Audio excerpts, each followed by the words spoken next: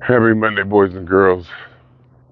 My name is Jeffrey Scott Mitchell, and it feels good to be back. It feels good to be back, coming to you from the default location. It's been weeks since I've walked this trail that I've walked daily for a few years now. Haven't got back from Youngstown, Ohio, my hometown, for 2 weeks. And then before that, constantly working.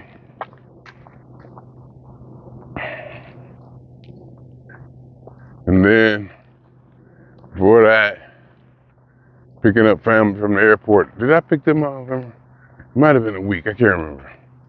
But it's been a while. It seems like since I've been in my own bed, undisturbed for an extended amount of time. Granddaughter's birthday party at my daughter's house. Had a good time. Folks came over. Food was good. Oh my God, the food was good. I learned a new ham glaze recipe. See, what I did was I bought a honey baked ham. I was being lazy. Went and paid $70. Got a honey baked ham. And they said, all you gotta do is put it in the oven. Boom, you're done. I said, cool, I will do that. I don't want to have to give me a spiral cut from Giant Eagle or someplace and do anything to it. So I did that. Got the ham, threw it in the oven. My ex-wife came over, took a look at the ham. In fact, she took a look at everything and redid everything. And I am grateful. I'm grateful. I'm not denying it. I am grateful. She came in there and reworked it. She saw that ham. She said, no, this is how you do it. And then she broke it up. It's already spiral cut. So she broke it up into pieces and laid it in a pan. I was like, that's how I do it. And she said, did you make your glaze? I was like, huh? She said, get a pan, put some water in it, put some sugar in it. I said, okay. Put some more sugar in it. I was like, okay. She was like, put some more sugar in it. It was so much sugar, I was getting uncomfortable. I wasn't used to anything like that. It was so much sugar. Then she grabbed the bag and started shaking it. I was like, oh my God. And she said, now get some brown sugar with some vanilla extract. Let it boil for a little while. Pour that on the ham. Stick it in the oven. And that is kind of what I used to do. I would, slice it up. It was already spiral cut. Even if I got it from Ralph's. No, if I got it from Ralph's, it was spiral cut. So I just peeled the pieces off, lay them in the pan, stick it in the oven. And she was like, only cook it for so long because it'll get dry. I was like, yeah, that's the way we like it. I said, my sister be calling it ham jerky. But she covered it, put that glaze on it. Oh my God, I ate that ham up until yesterday. I ate that ham. I got back Friday night. I got back Friday morning. Unpacked, laid down, got up, went to a P-Funk show, came back from that P-Funk show. I didn't leave the house until just now. From Friday, about 1 a.m. to Monday, 9:30 a.m. I didn't leave my apartment. I had food. That ham was killing. That ham was killing. I'll never buy a honey baked again. I'll never buy a honey baked ham again. Ain't no use. Ain't no use. Obviously, people don't know about this recipe. My God. Ain't no use.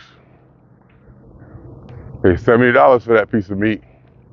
Could have paid 25 and got more. But I digress. Macaroni and cheese. The turkey was in there getting ready to eat and whatever. She looked at the turkey. She was like, this turkey ain't done. We ain't gonna go into why the turkey wasn't done. We ain't gonna say whose responsibility it was. But their reaction was priceless. Their reaction was priceless. And the perpetrator of the undid act, or whatever, how it went down, suffered the consequences. And I was there to witness it. It was a beautiful family thing.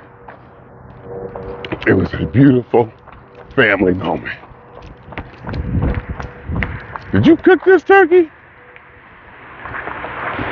This turkey ain't done. So, my ex-wife's husband, they had made a turkey themselves. So my ex-wife's husband took that turkey home, bought the turkey they cooked, and I was like, mission accomplished. No, I didn't do it.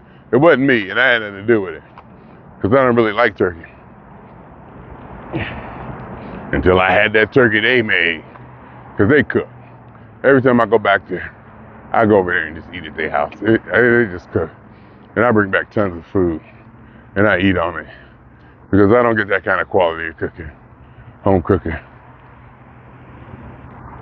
In fact, I get a quality of home cooking. So I don't want to disrespect nobody or antagonize nobody into thinking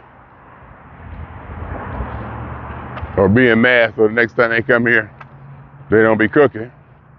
But it's a different thing when it's a how kind of cooking. It could even be a black thing, you could say.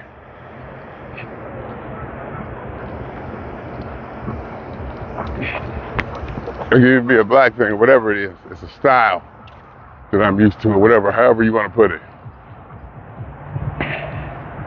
And it just hits. Oh my God, the macaroni and cheese.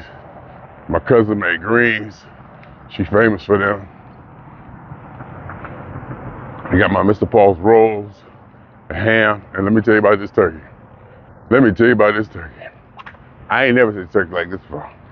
I was like, this don't even taste like turkey meat. This don't even taste like turkey meat.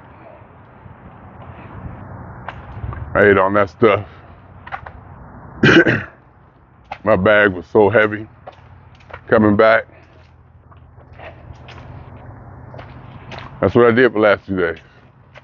To the point that where I'm questioning Mr. Scale. That 199.8 that I got this morning don't seem right. I'm gonna go back, take the batteries out, put the batteries back in, step on it, recalibrate it, then get on it.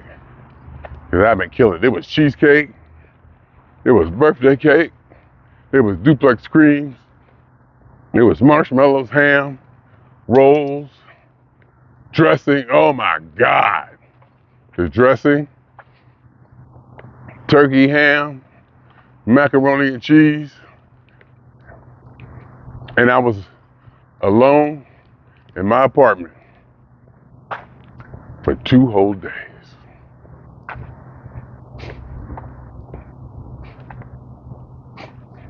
No, and again, I didn't say it this time, maybe because it's not so bad for whatever reason, but I still do mean it. Thank God it's Monday, because I can't stay in that state too long. I can't stay in that hibernated state, or however you want to call it, too long. And that's why I fear retirement. My ex-wife retired. It's been like 3 weeks. She says she's doing okay. But it's the long game that counts. And I can't even do, like I said, I do a weekend. See, I don't need to go anywhere, do nothing. I do a weekend. I ain't got to go nowhere, do nothing. I am overly the top happy and content being in my apartment by myself with all my toys, electronics, things to play with. And if I get bored, I'll order something. I'll buy something from Amazon and have it delivered. Something else to play with. Food, TV, and football. We won't even bring up what my Steelers did. Okay, since you asked. The Steelers fired Matt Canada, the offensive coordinator, for 2.5 years. People have been blaming Matt Canada, blaming Matt Canada, blaming Matt Canada. I have seen this offense be stagnant and half-dimensional, not even one-dimensional, half-a-dimensional. They didn't even do the one thing they were supposed to do right. I've seen this offense struggle and just be putrid for too many years. And I was just like super frustrated. I was like, all right, now Bill's gone, they gotta fix it. Because ever since when the Killer Bees left, Le'Veon Bell, Antonio Brown, our offense was explosive. We was doing things. We had talent. And Ben was a Hall of Fame quarterback. He knew how to work the offense. Even when he was there, the offense started to look stagnant and one-dimensional under Matt Canada. And I was blaming Tomlin. I was blaming everybody. I was so frustrated, I was blaming everybody. Because he's the head coach. And I just want to see the whole thing get more sophisticated. And I still probably want to see the whole thing get more sophisticated.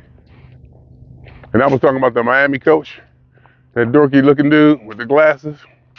He went to Yale. He played wide receiver and he went to Yale. That's the kind of coach I want. He look all nerdy in them glasses, look like an egghead scientist. That's the kind of coach I want. That's the sophistication that I want to see in the execution and scheme of my football team.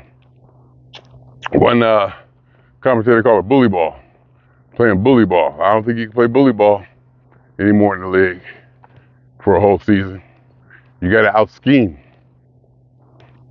You have a bunch of bullies on the field, and they can be strong as hell, but if they ain't thinking on offense and defense, they're gonna get outsmarted and out-coached.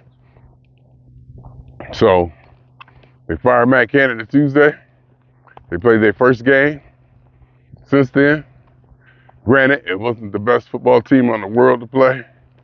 Granted, that team had injuries, but it was a division game on their field, and we beat them. We didn't score a lot of points, but the offense racked up 400 yards of offense. 400 yards of offense. First time they did it in like 50-something games since Matt Canada took over. It was amazing. It was like, I was like, oh man, I almost feel bad for Matt Canada. They fired him, and then the next week, Steelers run up 400 yards. And so right now, I guess Tomlin's off the hook. Because even the defensive scheme was called good. But like I said, again, Cincinnati wasn't in the best of shape, and they wasn't the best team. They had major injuries. Their star quarterback was hurt. So, and he got to account for at least 2 touchdowns. He was hurt, so it may have been timing. You know, the way things went down, we may have lucked out on all that. But regardless, lay in the bed, watch that Sunday morning. It was good eating, food, it was just good 2 days. So now I'm back to it. I got nasal runnage. I don't know. My granddaughter had it too. Her nose was just running and dripping, and she was all cloggy. But she didn't seem to get a fever or get sick or anything. And I got the same thing. I thought it was allergies. Because it happened. It started when I was back there, like on a Tuesday night or something. Woke up Wednesday, it was raining. Or like on a Monday night it started, woke up Tuesday, it was raining. Because Wednesday I had to walk and get the car. So then it wasn't raining. So I rent a car in Youngstown. I walk from Boardman to Youngstown. That sounds farther than it is. Even though it's true. Walk about 3 miles to the rent-a-car place, get the car, drive back, get dressed for work, blah, blah, blah, blah, blah. And the last few days, I haven't been getting my steps in. And I've been eating like an idiot. And the scale only said 199. I don't believe it. When I get home, in fact, I'm anxious to get back now. Take the batteries out, move it around a little bit, put it back in, step on it, let it calibrate, and then see what's up, just to verify that number. Because my God, that number should be. In fact, last night, before I went to bed, or about, around that time when I laid down, it was a 205. I was at 205. And then, I pissed all night. I pissed like 5-6 times before I go to sleep. Woke up, like, and then middle of the night or whatever, 201. I'm like, Jesus. And then this morning, 199.8, I don't believe it. I've been eating, and there's a picture at the P-Funk show. There's a picture at the P-Funk show where I look fat. I was like, oh my God, I look fat. Could have been just what I was wearing and the way I was standing. But I did look fat. I was like, oh my God. And I felt it. And I felt like I earned it and quote unquote deserved it. So that's that. You don't want to talk about the P-Funk show? You don't want to talk about the P-Funk show? It was good. P-Funk show was good. It was just good. Downtown LA, Novo. Come to find out, tickets at the door to get in general admission, not general admission pit, was $15. Price went down to $15. More than one person. I think I talked to a couple people who ended up just getting stuck with tickets. Couldn't give them away. I gave mine away. I was ready to eat it. I sold a couple of them. I still had one. And I'm standing in line, talking stuff, saw Tally. Got in line with him. We used to, rucking it up in line. Having a good time. And this one dude, I see it. It's about, I ain't gonna say all the shows, but he be at the shows. He be at Trilio show, Fishbone show. I ain't even sure I know his name. I see him all kinds of shows all over. He'd show up. And so I'm standing there. I was like, hey, you got a ticket? He's like, no. I'm like, come on. So I got him in. General admission pit. I paid $113 for that ticket. The price probably went all the way down to like $50 or $40 when it's all said and done. But I was just happy. I was happy not to eat the ticket. And I was happy not to eat the ticket. And I was seeing this dude at so many different shows. I told him, you owe me for the rest of your life. And he was like, okay. He was like, how can I pay you back $113? I know, I'm like, you ain't got to worry about getting that for $113. But I'll see him at another show. I said, just buy me drinks forever or something like that. Because I don't even drink alcohol. So that was fun to have. The show was good. Show was good. Noah Fisher's bass was sounding extraordinarily good to me. What I believe to be true, my subjective experience, is I've never heard his bass sound like that. See how he had effects and he was doing stuff that I'm not sure I've heard done at a Fishbone show. It's not that I'm a Fishbone soldier and I go a lot, but I've seen them a few times. I've seen them enough times. In fact, I just seen them somewhere. Oh, Pittsburgh, Cleveland, I think. Yeah, I saw them in Pittsburgh and Cleveland a couple months ago. Fishbone opened up for P-Funk, and I don't believe his bass was doing that. There was some noises and some rhythm and some slaps and plucking or whatever, I don't know what the word is,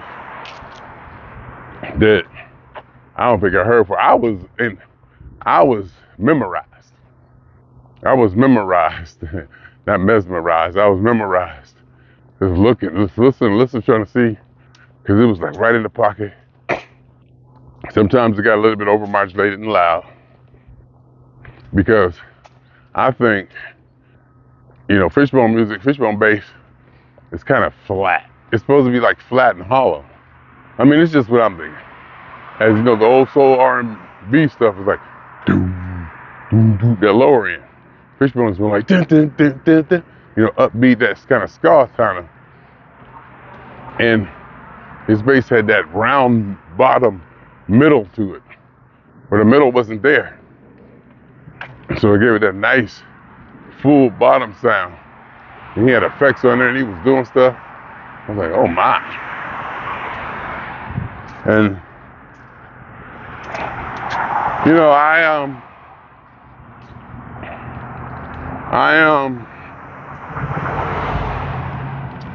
I'm a P-Funk guy.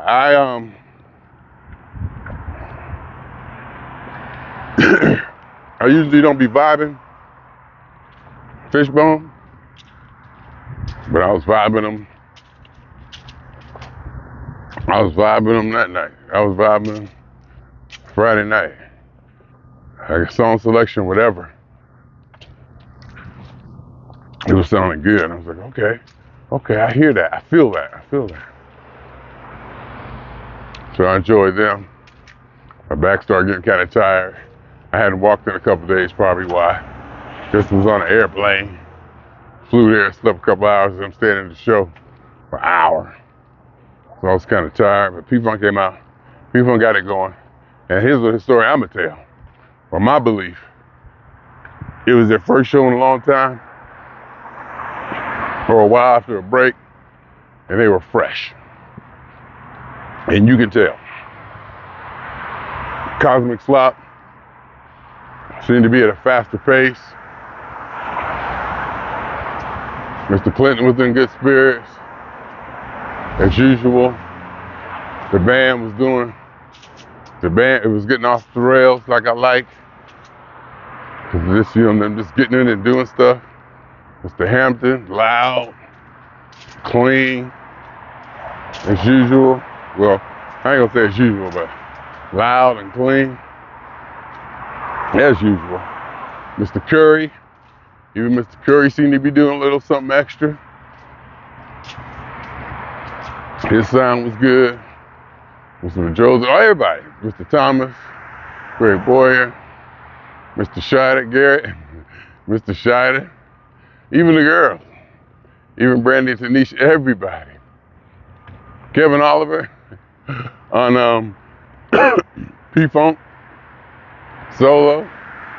Trey Lou even grabbed the mic and started rapping something so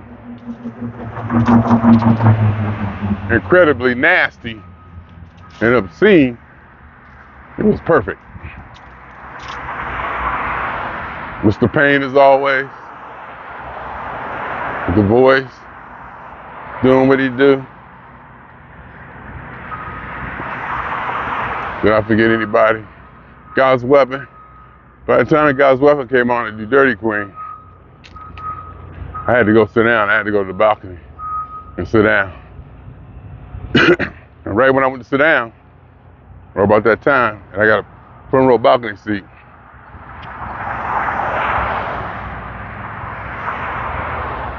oh, look at the house. I've been watching them build this house and redo all this for months now. Look at it. You gotta get pictures of it when I come back. So I got up to my seat. I saw a front row balcony. I saw a front row balcony seat So I'm standing up, second row in the pit. I went up there, got that seat. Right when I did,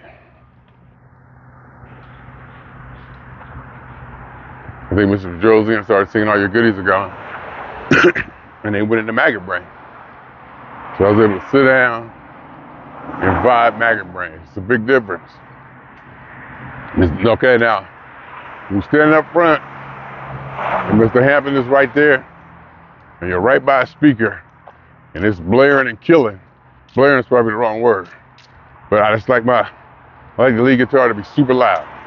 I like the lead guitar to be super duper duper loud.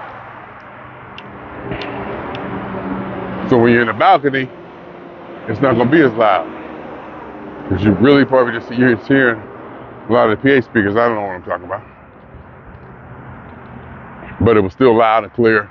And I was able to sit down, close my eyes, relax my body, and just float on it that way. As opposed to standing there, and kind of drifting and having to remember not to fall. So it was good. I mean, it was just good. Don't forget anybody. PGB, Carla was there doing what she do. 13, of course. Always solid. But it's the little things. Him and Trelu. Or Mr. Clinton too. Mr. Tracy Clinton.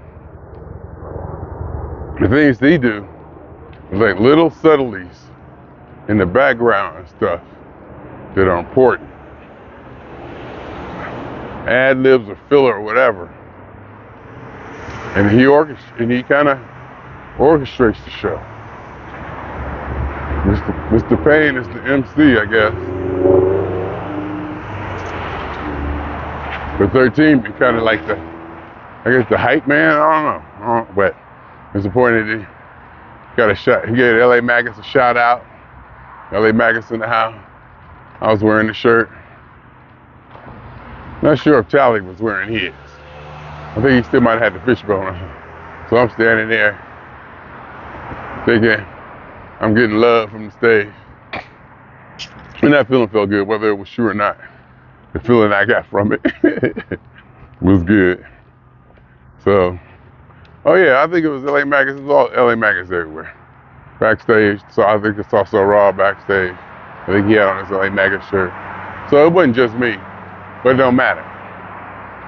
For that few seconds or whatever, I was thinking it was me, it was good. It felt pride. And this pride for me, the pride for the LA Magus. I mean, I'm from Ohio, people. Not that, being from Ohio is to that. I'm from a small town. And now look where I'm at. Small town. I'm gonna tell the story again. Small town. A million miles away from Parliament Funkadelic. I found that band. I started loving the music. Never would I dream. Actually, that's not true. I did dream of this. Let's just be honest. I did dream of moving to LA and probably being in the position I'm in. Because I never really wanted to perform. If anything, I wanted to be George Clinton. That's about it. I wasn't trying to learn no instrument or nothing. I know I didn't have the discipline, nor did I want it. And then to get love from the stage, love from the band is so, what can you say? Like I said, the highest compliment you can give, I think, something or someone, is to say that they are part of making your life the best possible life or the most wonderful life. And I've been traveling, following, doing, vibing, loving this music for almost 50 years. We still out here fucking doing it. I ain't going nowhere. I don't even go see nobody else, basically. I just go see people. Then to go to the shows and get the love I get on and off stage, to be that guy. Like I said, when I first started listening to Parliament, Funkadelic, and I started with a bootleg 8-track. Didn't even have pictures on it or nothing. I didn't know what it looked like. I didn't know what I was, who, what, nothing. No liner notes, no nothing.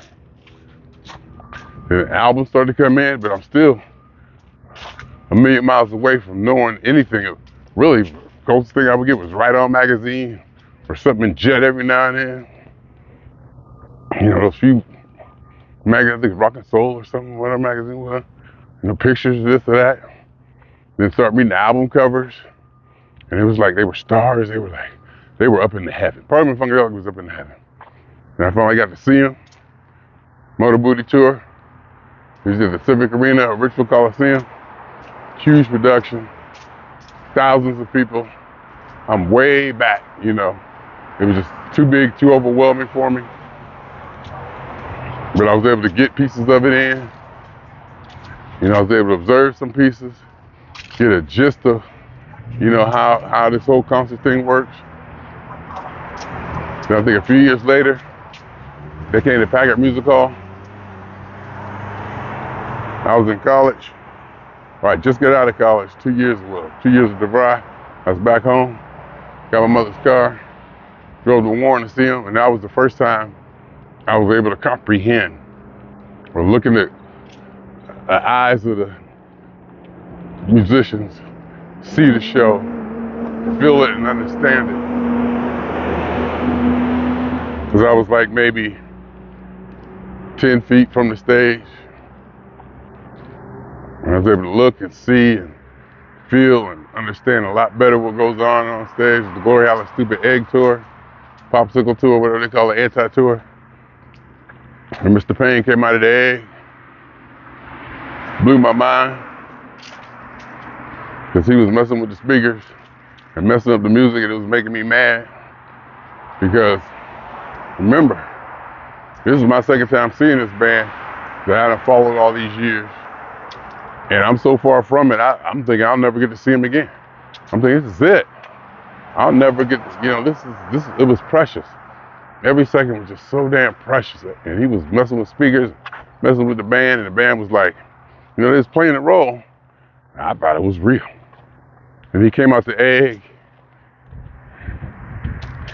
I was like, this is why I picked him. This is probably what made me gravitate toward him. That kind of thinking, that kind of mentality. Even though I had read the album covers and everything, I'll still be doing it. And then meet Mr. Payne before the show, talk to him. Still gets to me, and I always talk about stuff. But anyway, I can go on and on about that. Because this shit is real to me. This shit is real. When I put on that P-Funk 1 Steeler jersey, that thing represents. That thing represents basically,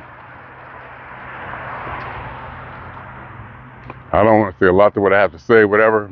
I don't want to say the core of my being, who I am. That's going too much, that's too far, because I'm way more dynamic than that. But them two together, being a little boy, all right, enough. But anyhow, it was a good show. Oh, Benzel on drums. Benzel was on drums. He got that doggone thing in there. Mr. Thomas solos, Mr. Boyer solo on P-Funk. He got that extra click track thingy in there. That's all I'm saying. That's all I'm saying. And Mr. Payne was up there playing the cymbal while Mr. Cowan, who Daddy Cowan wasn't there, Benny Cowan wasn't there, Benzel was there.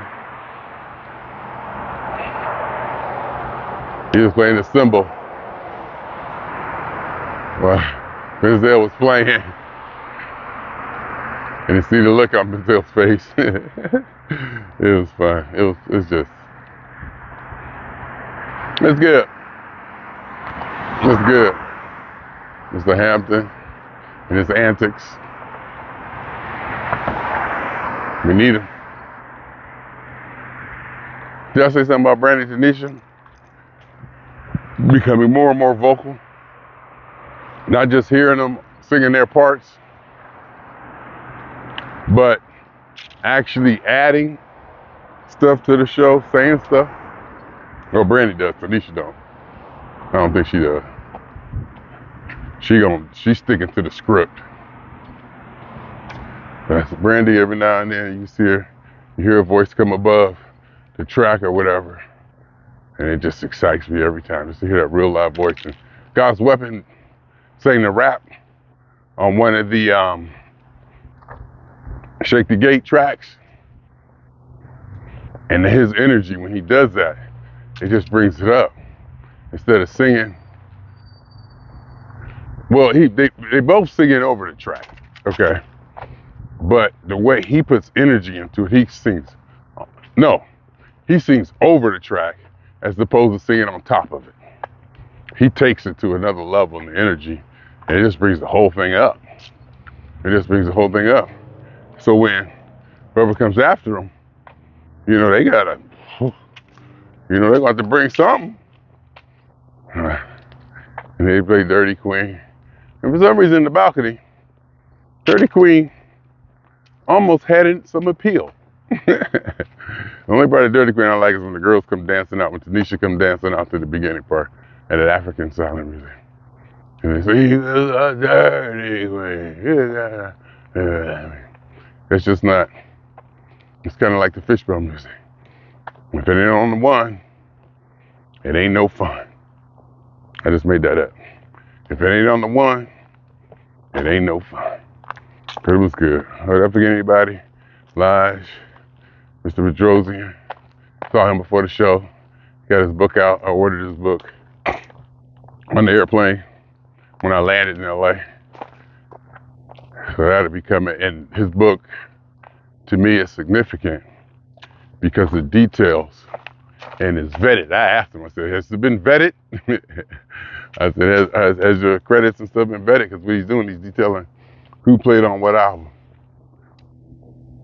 And so he's detailing who played what on what album. Anybody fairly related to P-Funk and their projects and such. And that's real. And that's reference. So to me, that's real. So I'm waiting on that to hear. Got to talk to him for a show, got a selfie with Mr. Payne.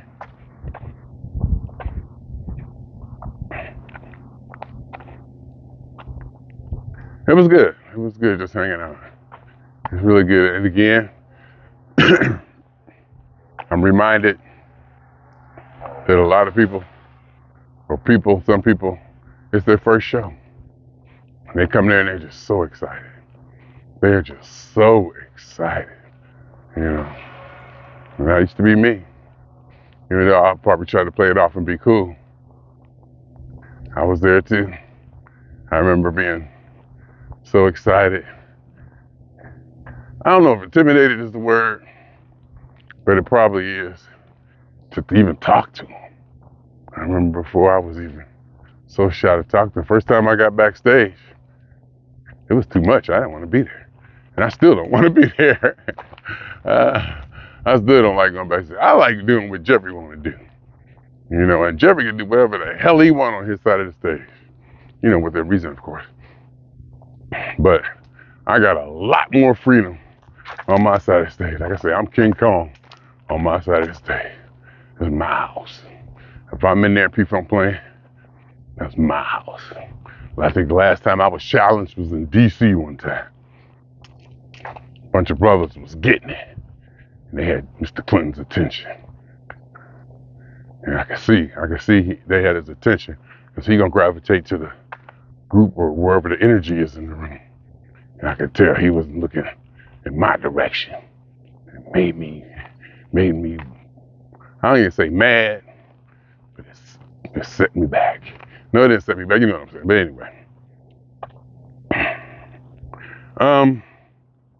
Yeah, I was backstage and I was like, I don't like it back here. I don't know if I got out. As I said before, it's because at that time, somebody could have done something or said something that would have really hurt my feelings. Really, really hurt my feelings. Devastated my philosophy even. I would have had to separate.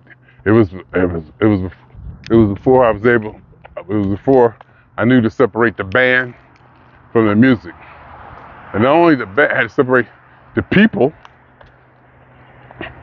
the persons, from the band, and musicians from the music, and the music from the philosophy. They're all separate. And somebody could have said something to me, but I was so fragile or whatever at that time. And I've seen plenty of instances of where people got their feelings hurt. You know, funky people I know who've been doing this, you know, just probably, I ain't gonna say as long as I have, or just, you know, who's deep into it like I am, who've gotten their, well, I ain't gonna say as long as I have, because obviously I got the experience to understand this or that a little bit more than a lot of people do. Because it's a blessing of the proximity that I may or may not have. But yeah, I've seen people get their feelings hurt because this didn't happen, or their tickets wasn't there, or, you know, this or that. I ain't going. They can't give me tickets. I was like, I never, you'll never hear me say that. Even if I didn't want to go, I'd use that excuse. But it was mostly because I didn't want to go, not because nobody in the band didn't do this for me or didn't do that for me. In fact, they kicked me off and I still went. They kicked me off the list and I still went. And I found a way. Front row just like I usually do. I told them in an article I wrote, it got me kicked off the list. I ain't going nowhere, I got nowhere to go. I ain't going nowhere. I got nowhere to go. Can't go see no Earth Winds, no Barcades, none of that bullshit. I didn't have to say bullshit, but you know what I mean. I'm still here. We still doing it. Got 2 more shows in California, Ventura and Pomona. I'm thinking these venues aren't going to be as prestigious or elegant as the Novo. Novo's like downtown LA in the LA Entertainment Complex. I mean, it's just like a gorgeous, you know, well-policed, just top-level place. This is just like, not the top level. I think the Peacock Theater is the top. But, you know, it's like across the street from the Staples Center, or Crypto Arena now. You know, it's like right down there, right smack in the middle of it. You know, the real LA stuff. These ones coming up are going to be more of the kind of shows that I like in weird, obscure venues. I take that back. Some of these venues they play may be obscure now, but back in the day, they were old legendary. Some of these places have been around for a long time. They've been converted or renovated or whatever. Like the Portland Ballroom or some places that I saw, majestic places in San Francisco. I forget the name of them now. But it was Regency, I think, of San Francisco. Fillmore, of course, everybody know. But there's a bunch up there that, you know, legendary. And they're old school. So they're not all modernized. And I think it's a different feel. And it's like a lot of wood. I think wood in the room. I like wood in the room. Love the House of Blues because of all the wood. I don't know why I like wood. I don't know. I just like for it to be wood. I don't know. All that shiny metal, you know, metal barriers and all that. I don't know, but they're gonna play Ventura and Pomona. They got some old theaters. It's gonna be a different kind of vibe, different kind of security, different kind of, you know, And usually those kind of shows, they get a little more playful, a little bit more wild, off the rails, you know. Like in LA, they may know so-and-so's there, so-and-so's there. You know, so this person's here, that person's there. You know, they got writers, actors, and famous people. So they may be a little bit more disciplined, not disciplined, but, you know, more aware of they play like a little dinky venue. And sometimes the best shows when they play like a dinky venue, right, whatever dinky venue is, after they've been on the road for a long time and they be tired and irritable. Oh my God. Or something happened to the hotels or the bus or something. And you can tell folks that ain't happy. They come dragging in. That's a different kind of vibe. Because the LA show, folks was on it. You could tell it was the first show in a while or whatever. It was eager and hungry. And the energy you could feel, like I said, I'll go back and listen to the tape. The Cosmic Slop seemed to have been at the highest tempo I've heard in a long time. The Cosmic Slop seemed to be at the highest tempo that I've heard in a while. But anyway,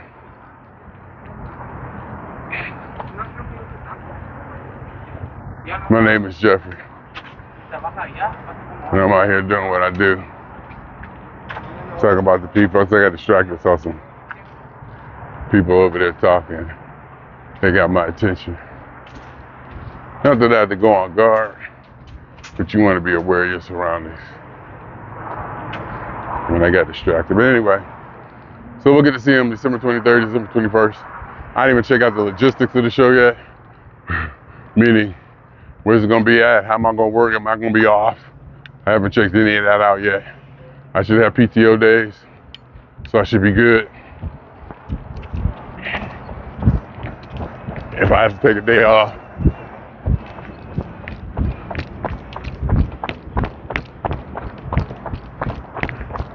I should have PTO days, so I should be good. If I have to take a day off, I gotta check the logistics. I might do that right now, in fact. Make sure I'm on the, let's get things together. Find out what day Christmas is and all that. Now that I got through Thanksgiving, can't wait to get back on that scale. Check my weight. That 199 was real or not.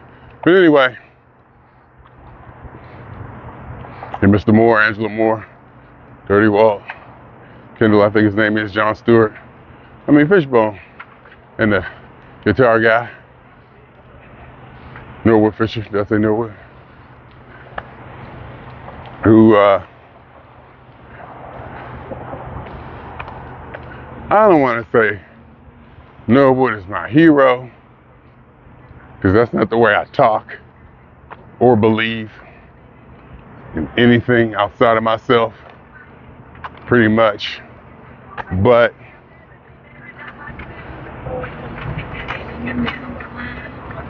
I definitely look to him.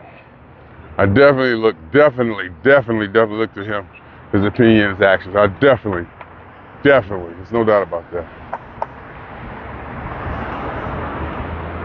So it's always special to see him play with Trulio or Fishbone. And the other bass player for B-Funk, Mr. Curry. As I said before, those two probably key into who I am. Not who I am, or what I am today, whatever that means. Whatever I am. That's where it kind of all started with them two. So it's good. I look back at my life and things I experienced. I'm spoiled. I take it for granted, like I'm supposed to. I appreciate it, knowing that it's precious, hopefully enough to honor the experiences and the opportunities that I've had, and the people I know, and the things I get to experience and see. Then all that, Pittsburgh fires their offensive coordinator. Offense turns into something. See, I'm wearing it. Football season every day. Anyhow, swinging on y'all 2 times. For me, for the phone. And for ska. This time, and for ska. Or whatever you want to call fishbone music. Because Mr. Fisher's bass would sound like it. I don't know, I was asking Ole. I gotta call and talk to him. Because I ain't talking to nobody last couple of days. We was like texting. He called me, I was like, I ain't talking to nobody. I ain't talking to nobody in 2 days. I still ain't talking to nobody. I still haven't. Only this. There's only talking out to external, something outside of myself since Friday night. It was Monday morning. And that's not a complaint. Anyhow, swinging on y'all 2 times for me, for the phone, and for ska music, whatever it's called. And for every elementary particle that's ever existed in any atom in this or in any universe that ever was, is, or will be.